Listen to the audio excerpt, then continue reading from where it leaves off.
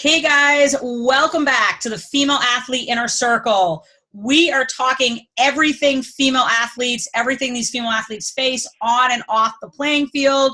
Today I am super excited to be talking to Erica Suter, and we will be talking about strength and conditioning, soccer training, and how she is a published fitness writer. So Erica, welcome to the call. Hi, Jen. Thanks for having me. I'm pumped to be here. Awesome. So let's start. I know you were an athlete. You played high school. You played college. So tell everyone a little bit about your playing career.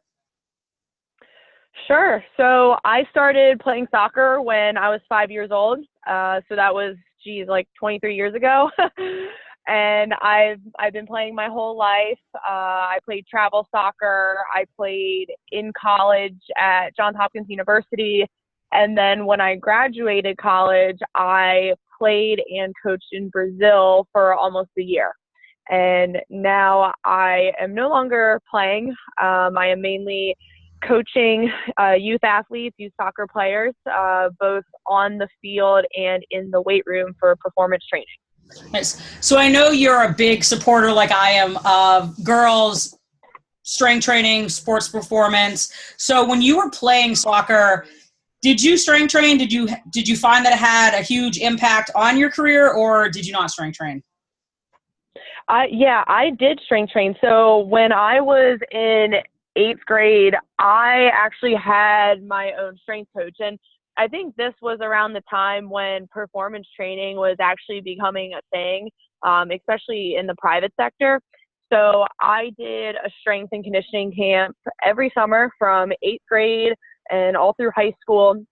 And it was a 5-day-a-week thing. So we would lift 3 days a week. And then the other 2 days we would do agility and speed and conditioning runs. And ever since I started the camp and all through high school, I just felt such a noticeable difference in my game as far as my speed, my strength with holding off defenders, jumping for head balls. My shooting power improved tremendously. And then obviously my conditioning just got to the next level. And I just felt it gave me such an edge. And I don't know if I would have had the success I had in college if I didn't do any of this training. So for me, it was super life-changing. And this is why I got into this profession, because I really want to hammer home how important the physical side of the game is for soccer players. I love it. I love that you did strength. I mean, I graduated college in 2003, and I mean, I'm 5'4", and I had a pretty good career playing Division I basketball, and I contribute half my success to the strength and conditioning work I did. And I remember my junior year, the girls team finally brought in like a strength and conditioning specialist. And that's when I fell in love. We were running with parachutes. We were like carrying each other, but I kind of fell in love with I saw the benefit, but I also saw like just the girls, the confidence in what we were doing, just like completely blossomed us. So I've been talking. So I've been talking a lot lately, because kind of right now it's the summer. Preseason soccer will be coming shortly for Division I. Did you find that like your teammates did what they were supposed to do in the summer to be ready for preseason soccer when you guys went back to school? For college? Yeah. So my situation was a little bit different. So Johns Hopkins is a Division III school, and when I was there, we didn't really have a strength coach. So it was kind of weird. I went from this super structured program all through middle school and high school, super intense. And then I got to college and I was like, shit, where's my strength coach? But I kind of took what I knew from high school and did that on my own. And I even shared the information with my teammates because they really wanted to stay in shape during the summer. And we would just kind of put together our own workouts and be our own strength coaches. But it helped. We still were working hard in the off season, but I think it's super important to have that guidance in college, especially for the female athletes who hadn't had weight training in high school and it's new to them and they kind of need to assimilate into that environment. Nice. I always like asking that question because I think obviously with different sports, the answer for everyone that I ask it to always varies. So it's just a great to hear like your opinion on the matter and kind of your experience. So let's talk Yeah. about what you do now. I know you do a ton of work with like soccer training, strength and conditioning. So talk about what you're doing now, what teams you work with. So I am in the private sector. My strength and conditioning business actually started as a soccer skills training business. So I started 6 years ago with just doing private lessons. So I'd be teaching dribbling, first touch, shooting, so all of the technical things involved in the game. And then in addition to that, I was doing personal training. So I actually was working with adults and I loved it. I did that for my first 3 years and learned a lot, worked with a lot of different people, which was really great and just made me a better coach. Just because a lot of adults, like they're new to lifting and they really need to be taught. So I think that definitely helped me. And then after 3 years of that, I got my CSCS and made the transition full time into strength and conditioning. And I work at a facility called J. Dyer Strength and Conditioning in Baltimore, Maryland. And I mainly work with our soccer athletes who come in, anywhere from sixth graders to college level and a couple of indoor professional players. Do you still do skill work with the girls, or is it just predominantly strength and conditioning? Yeah, I still do skill work. So I'm still keeping that component just because I believe that the skill work side of soccer goes hand in hand with the physical side. So as an example, like if you want to improve your shooting, like technique is involved, but also strength is involved. So there's a very close relationship between the two. So oftentimes, especially in the off season when athletes come in, we'll do our lift and then we might finish with like 30 minutes of skill work. So for these kids, this is like the ideal setup. Do you find, I mean, I also know you probably read a lot, on the internet, and a ton of other female sports coaches. Do you find that our female athletes today spend too much time on skill work and don't balance it out with like the sports performance side, or you don't see that? No, I do see it. I think just like the soccer community in general is just like go year round with like games and skills and practices. And it's been an uphill battle for me to try and change that, but I'm just trying my best to inform coaches and parents about the physical side and the benefits of it, as well as me myself just trying to lead by example and what I had been through when I played at a high level. Yeah, I mean, on the basketball side, and I'm sure it's the same in basketball. Yeah. I think in basketball, I'd say it's more skill than strength and conditioning. And one of my things, I tried number one, I try to educate the coaches, the parents, and the athletes. But what I say to them is the biggest difference between basketball, like high school, in Division I, without a doubt, is it's speed and strength. It's not skill. If you're good enough to play Division I, like you're gonna play, but it's the speed and the strength. And the only way that you're going to be able to compete in the physicality is you need to get in the weight room. But so I was just curious on the soccer side, you'll see that. And it's really funny because like soccer, I feel like basketball, like they do need more skill because like players like have the ball in their hands more. But like when you look at soccer, like a lot of the ends and goals are scored like off of the run and with like bursts of speed. Like I think there's some statistic out there like each player spends like only 5% of the game with the ball at their feet.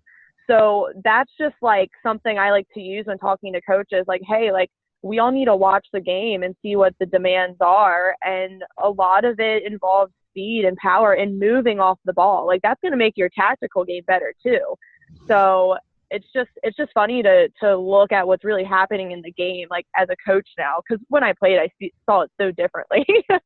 Yeah, no, I mean, I did too. Do you see or do you work with now a ton of girls that have injuries? Not really. There might be like sometimes there's like an ankle tweak here and there. I've had maybe like a couple with like meniscus problems, but not too many, which is good. Fingers crossed. Knock on wood. So Yeah, knock on wood. like, I mean, you know this. We all know this. Like soccer or basketball, as you were saying, it's a game. Like it's a game of sprints. It's a game of changes of direction. Just kind of your like expertise and what you would say for girls that aren't strength training, that play soccer and basketball. Like why you think it would be important. Number one, obviously, to get them to be like a better athlete on the court or the field, but also for like injury prevention, like preventing an ACL tear. Yeah, definitely.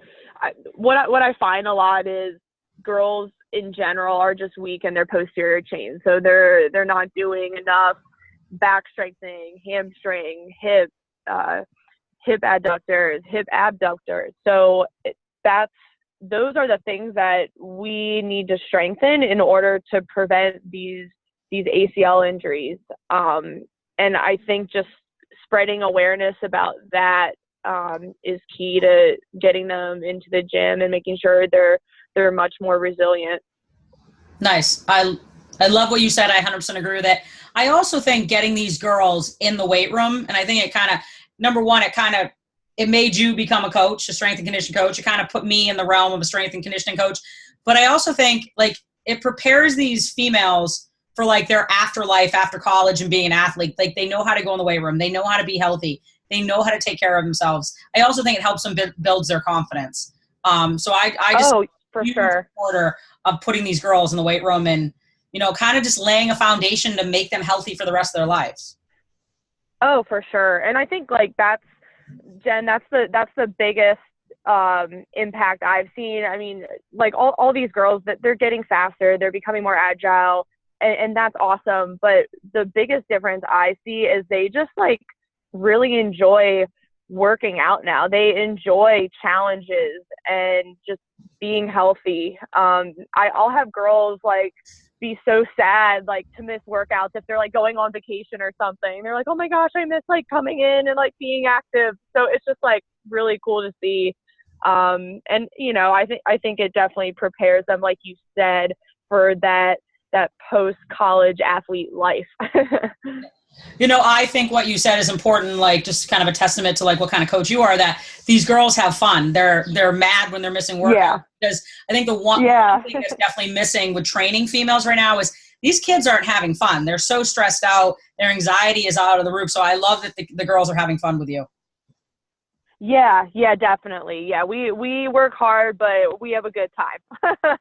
That's what I try to do too. All right, so we just kind of touched on what you do for your soccer training. Let's talk about you as a published fitness writer, your online coaching, your online training. Let's touch on that. Sure. So I've been blogging for 3 years, and it kind of just started with me talking about women's fitness and more of like the personal training stuff, because that's what I had started with. And then it evolved into more of soccer performance training, strength and conditioning for all sports, youth training, a little bit of like mindset stuff and how to overcome adversity, whether that's like in sports or in life. So there's something for everyone on there, whether you're an athlete or a non-athlete. And even though it's more soccer focused, I think all other sports can get a lot out of it. You know, at the end of the day, strength is strength, power is power. And I think a lot of the exercises I put on my blog, people can get a lot from. I mean, I'm a basketball girl, and I read the blog. I love some of the stuff you post. Do you do online, like distance coaching, or is it mainly you just write? Yes, I do online coaching, and I design customized strength and conditioning programs for any athlete. But right now I have a handful of young soccer athletes who want to play in college, which is really cool because I had such a great college experience myself, and I want people to have the same. So nice. It's been nice to be able to help people out at a distance. So kind of taking a business side approach for a second. So if there are coaches that are listening that want to start like a blog, they want to do online coaching, what would kind of be your advice for coaches listening? I know that's going to be the boring answer, but if you want to blog, you have to be consistent. it's taken me 3 years to finally get to a point where I'm like, okay, I'm going to start an online business and I'm going to start coaching people from afar, just because I've finally gained the readership that I wanted. So it's just doing it day in and day out. I think I'm coming on my 400th article in 3 years, which is probably like pumping out 2 to 3 a week. So it's definitely something you have to be consistent with. But if you love talking about like training and female athletes, and you're also a good writer, then it should come pretty naturally for you. And if it doesn't, then maybe you're someone who's more of a video person. Maybe you should just vlog or just post to Instagram. So if you don't like writing, there's so many different options. You can get content out there consistently. Just find the one that's easiest for you. I actually think that's great advice. I think the consistency, number one, but you also mentioned you're on 3 years. I think in people, oh yeah. Yeah. I mean, I'm going on about 18 months, like with women's basketball performance, and literally in the last month or two is when it's really starting to take off. So 18 months of, I do video blogs. I'm not like, I'd rather do video than write, but no, but again, 18 months. I'm actually very happy that you said that, because I think people look at people out there that are like, oh, you can get instant success, 12 weeks online training. And I'm like, that's horse shit. I don't usually swear, but I will right now. No, I just, that's fine. I just love what you, no, I know you had an article about profanity, so I knew I was okay swearing. No, but I know I appreciate what you said, because the other thing is you put out quality content. And that's, I think, another thing that, you need to put out quality stuff. And, you also have been now coaching now 6 years, like you're an expert. You're in the trenches. Yeah. And I think it's about people not being in the trenches. Yeah, I definitely agree. And yeah, I think it's very important to get in the trenches for at least like 3 to 5 years before you really start writing and saying, okay, I know what I'm talking about. Even after 6 years of coaching, I'm like, do I know what I'm talking about? There's so many smart people out there. So I think, it's putting your time in, but also staying humble at the same time and just open to other opinions. Nice. And coming back to like the consistency thing, so I'm assuming most people who are listening to this are strength coaches or trainers or whatever. And I'm assuming all of them probably preach like this long-term process of fitness and, being patient and being consistent. And it's the same thing with blogging. So we also need to like, have that mindset with blogging and growing our business. So it's definitely, we're in it for the long haul here for everything in life. I love it. That's some great advice. So just wrapping up this call, is there anything else you kind of just want to touch on or add to everyone listening? Just keep working. And if you love what you do, it works out, I promise. And I think the key thing with female athletes is to really, treat them with great care and to serve them, and just remember like your why of like why you're coaching and why you're in this, and that kind of just helps you push forward and do your best for people. Nice. I love it. I love chatting with you the last 20 minutes. If people want to find out more about you and your online blogging coaching, where can they find you? So my website is www.ericasuter.com. And then the other place to find me is my Instagram. I post a lot there, and it's very easy. It is Fit Soccer Queen. And I know that sounds pompous, but I don't care. I love it. No, I love it. Every female should think they're a queen. So I'm digging it. I love it. We need to set the stage at a young age that these females should be treated like queens, so they don't take anything less in their life.